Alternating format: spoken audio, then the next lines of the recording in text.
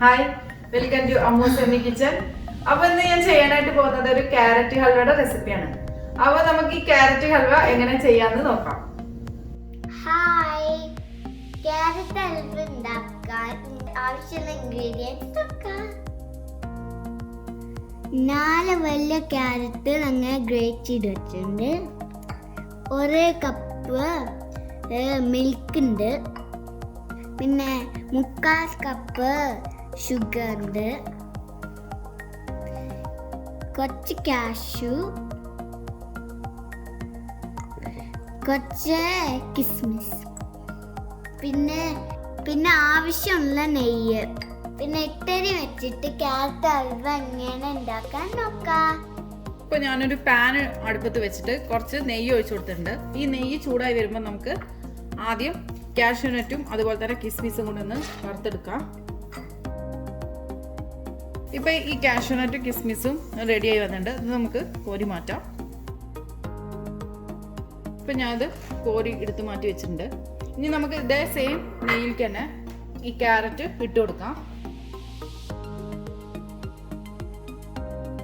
ഈ ക്യാരറ്റ് നമ്മൾ നെയ്യിലിട്ടിട്ട് ഒരു 10 മിനിറ്റെങ്കിലും ഇങ്ങനെ ഒന്ന് വഴറ്റി കൊടുക്കണം.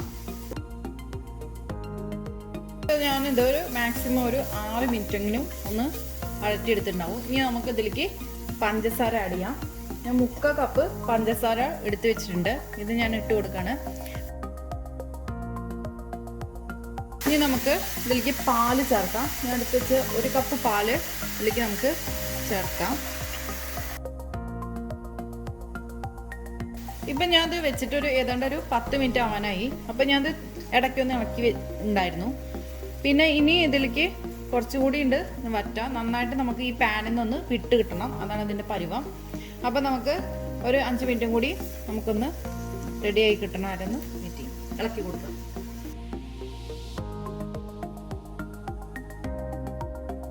അഞ്ച് മിനിറ്റ് കൂടി ഞാനിത് വെച്ചിട്ടുണ്ടായിരുന്നു. ഇപ്പം ഇതിലത്തെ വെള്ളമൊക്കെ വറ്റി നമ്മൾ ഈ പാനിൽ നിന്ന് ഇങ്ങനെ വിട്ട് കിട്ടുന്ന പരുവത്തിണ്ട്. അപ്പോൾ നമ്മൾ ഈ ക്യാരറ്റ് ഹൽവ റെഡി ആയിട്ടുണ്ട്. ഇനി നമ്മൾ എടുത്ത് വെച്ച ഈ കാഷ്യൂനട്ടും കിസ്മിസും ഉണ്ടല്ലോ, അത് നമ്മൾ ഇതിലേക്ക് ചേർത്ത് കൊടുക്കുക.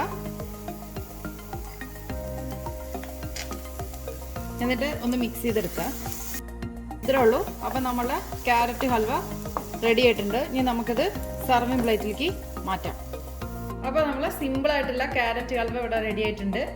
അപ്പോൾ നിങ്ങൾക്ക് എൻ്റെ ഈ വീഡിയോ ഇഷ്ടപ്പെടുകയാണെങ്കിൽ തീർച്ചയായിട്ടും ഷെയർ ചെയ്യാനും ലൈക്ക് ചെയ്യാനും കമൻറ്റ് ചെയ്യാനൊന്നും മറക്കരുത്. അതുപോലെ തന്നെ ആദ്യമായിട്ടാണ് എൻ്റെ ചാനൽ കാണുന്നതെങ്കിൽ സബ്സ്ക്രൈബ് ചെയ്യാൻ മറക്കരുത്. അപ്പോൾ നമുക്ക് അടുത്ത നല്ലൊരു വീഡിയോ ആയിട്ട് വരുന്നവരേക്കും bye. Thank you for watching Ammu's semi kitchen.